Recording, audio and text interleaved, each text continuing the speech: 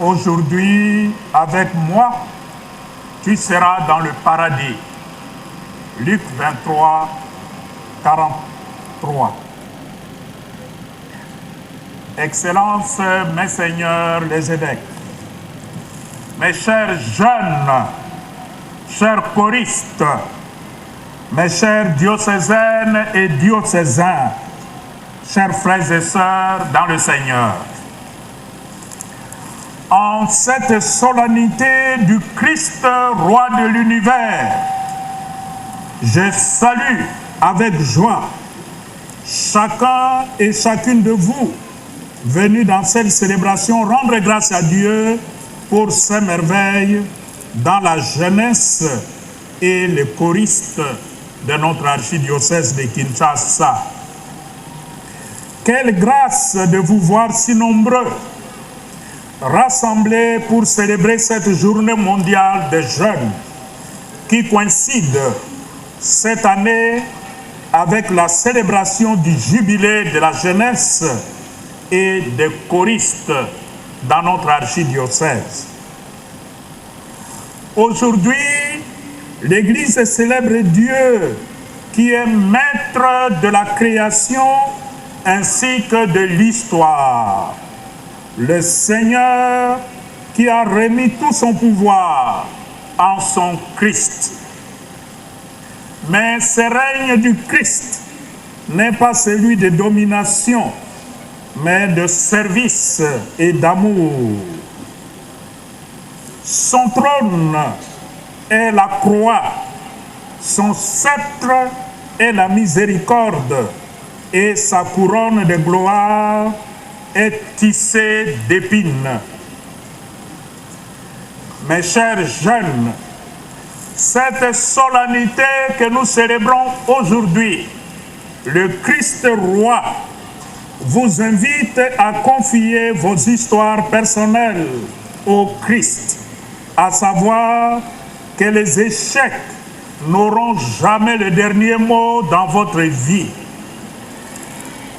Et vous, chers choristes, ce dimanche qui clôture l'année liturgique vous convie à reconnaître le Christ comme centre et finalité de votre vie.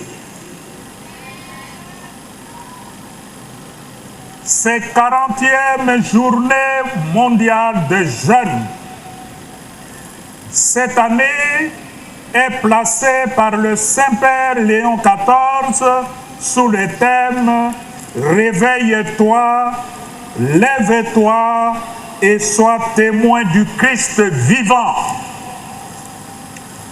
Le message du pape est un appel vibrant à sortir du sommeil de la peur et de la résignation pour devenir des acteurs de la lumière et du renouveau dans notre monde, dans notre pays, dans notre archidiocèse. Dans le contexte du jubilé de l'espérance, cette parole devient un cri du cœur de Dieu. Lève-toi, RD Congo, lève-toi, jeunesse quinoise, porte la promesse de la résurrection du Christ. En cette année du jubilé de l'espérance, cette journée mondiale des jeunes, de la jeunesse, coïncide avec la célébration au niveau diocésain d'un double jubilé, le jubilé des jeunes et celui des choristes. C'est pour notre archidiocèse l'occasion de rendre grâce à Dieu pour le don de cette jeunesse dynamique et pleine d'avenir. C'est aussi l'opportunité de bénir le Seigneur pour vous, chers choristes, qui témoignez et servez Dieu dans la joie de vos chants. Ce double jubilé manifeste la vitalité de notre archidiocèse. Ensemble, nous célébrons la jeunesse. Ensemble, nous célébrons les choristes. venus de nos différentes paroisses pour leur présence offerte à l'Église comme un don de Dieu et de message de l'espérance.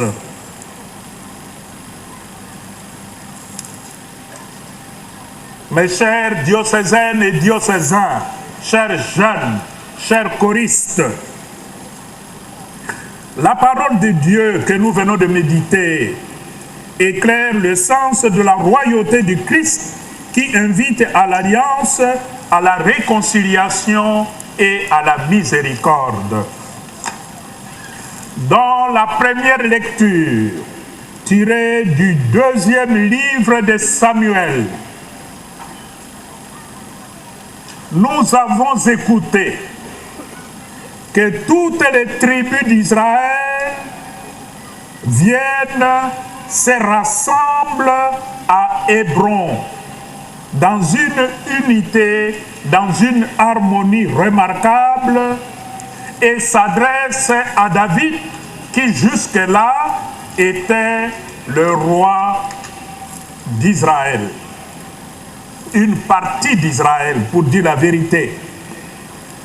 Les 12 tribus qui sont venues trouver David lui diront: nous sommes de tes os et de ta chair. Les tribus reconnaissent en David celui que Dieu a choisi pour être le berger d'Israël, le chef, le roi d'Israël. 2 Samuel 5, 2. En recevant l'onction des chefs de 12 tribus d'Israël, David devient le signe d'une espérance fondée non sur la force humaine, mais sur la promesse de Dieu, qui avait dit: un roi qui rassemble et conduit vers la paix. Je susciterai du milieu de toi un roi qui conduira l'ensemble de la nation vers la terre promise. Ce texte rappelle que tout pouvoir authentique est essentiellement service. La royauté de David annonce la royauté du Christ, roi pasteur qui unifie son peuple et qui conduit son peuple vers la paix, vers le bonheur. Mes chers jeunes, accueillir le Christ comme roi, c'est devenir vous-même des bâtisseurs d'unité et d'espérance pour votre peuple. Dans la deuxième lecture, tirée de l'épître de Saint Paul aux Colossiens, l'apôtre présente le Christ comme le centre et la plénitude de toute la création. Il affirme: Dieu a jugé bon qu'habite en lui toute plénitude et que tout par le Christ lui soit enfin réconcilié, faisant la paix par le sang de sa croix. Colossiens 1, 19 à 20. Le Christ roi n'exerce pas un pouvoir de domination sur les autres.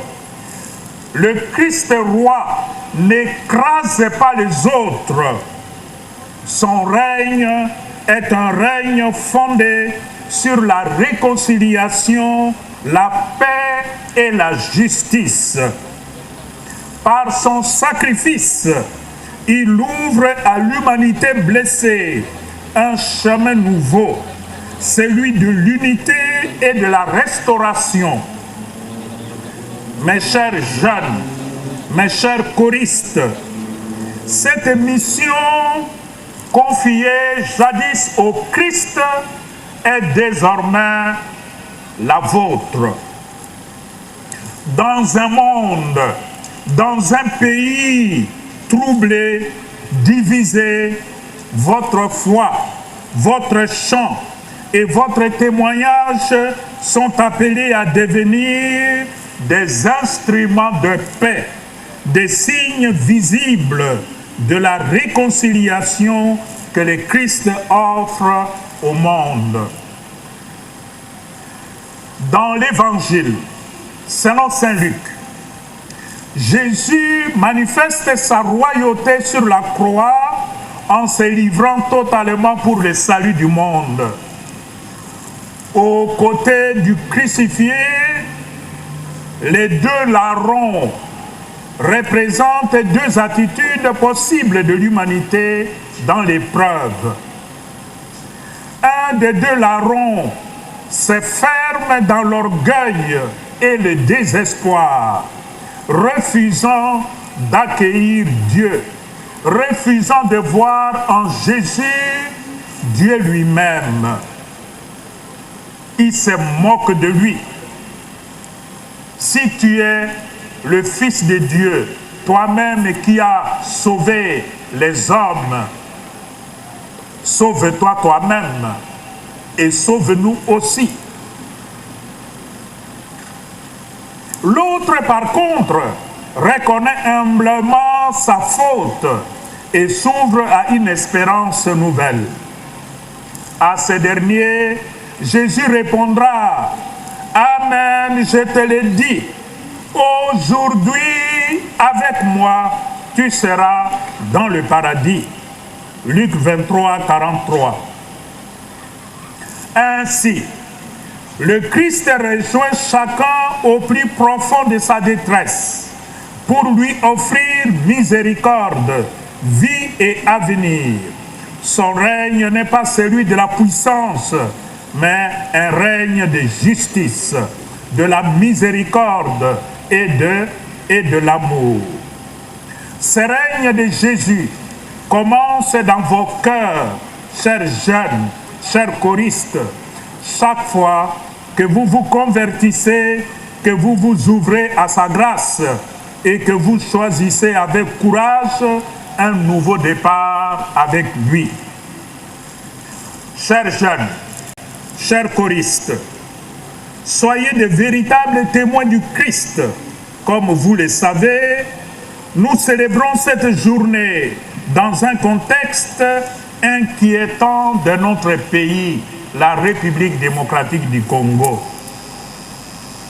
La guerre à l'Est, les conflits armés persistants, l'occupation de certaines provinces à l'Est de notre pays, de milliers de déplacés internes, la misère généralisée de notre population, mais aussi et surtout l'expansion ici aux portes de Kinshasa du phénomène Mobondo qui pénètre déjà dans la ville.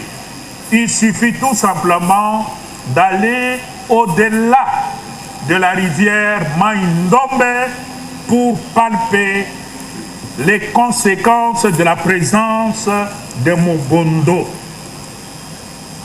C'est dans le tourbillon de cette crise profonde que le Christ roi vient nous proposer les chemins de l'espérance, de l'unité, de la réconciliation et de la paix. Devenez donc, chers jeunes, chers choristes, des témoins d'une telle espérance.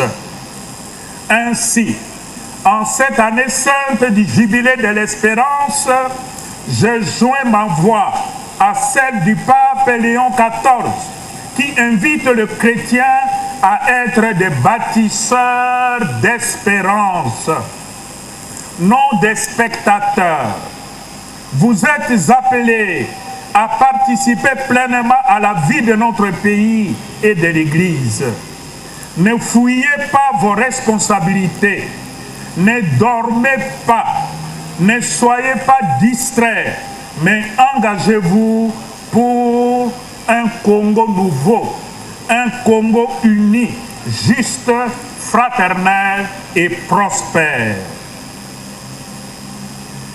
À grande échelle, mes chers diocésaines et diocésains, dans notre pays, cette espérance d'unité, de réconciliation et de paix est aujourd'hui portée dans le projet du pacte pour la paix, la réconciliation entre Congolais et le bien vivre ensemble dans la région, la sous-région des Grands Lacs. Ces projets, portés conjointement par la Conférence nationale des évêques du Congo, SENCO, et l'Église du Christ au Congo, ECC. Cette initiative vise à relire notre histoire commune pour toucher les racines profondes de ces conflits, en impliquant tous les acteurs de la crise et toutes les forces vives du pays, spécialement vous les jeunes. Ces projets s'inspirent du concept de Bumutu, notre être toujours déjà relationnel. Toute autre initiative qui se limite aux arrangements entre politiciens sans prendre en compte les causes profondes de la misère de notre peuple est vouée à l'échec et provoquera d'autres crises si nous ne rassemblons pas ensemble le peuple congolais autour d'une table pour vider leur sac. À petite échelle, ces chemins d'unité, de réconciliation et de paix exigent de vous un engagement au quotidien contre la corruption et son cortège des antivaleurs. C'est depuis l'école qu'il faut dire non à la corruption et à la tricherie. Les maux dont souffre Kinshasa aujourd'hui, insalubrité, absence d'infrastructures, embouteillage monstre, inondations, ont tous leurs racines dans la corruption qui entretient la mauvaise gouvernance, le détournement des deniers publics, l'absence de redevabilité, etc. Chers jeunes, chers choristes, je vous invite donc à imiter votre compatriote, le bienheureux Floribert Boanasoui, un jeune comme vous qui a su dire non à la corruption jusqu'à la fin, jusqu'à sacrifier sa vie pour la vie de ses frères et sœurs. Fêter Christ roi, c'est être témoin de la vérité et donc dire non à la corruption, aux divisions, à la violence, etc. Faites de votre ardeur et de vos voix des instruments de paix, d'unité et de réconciliation.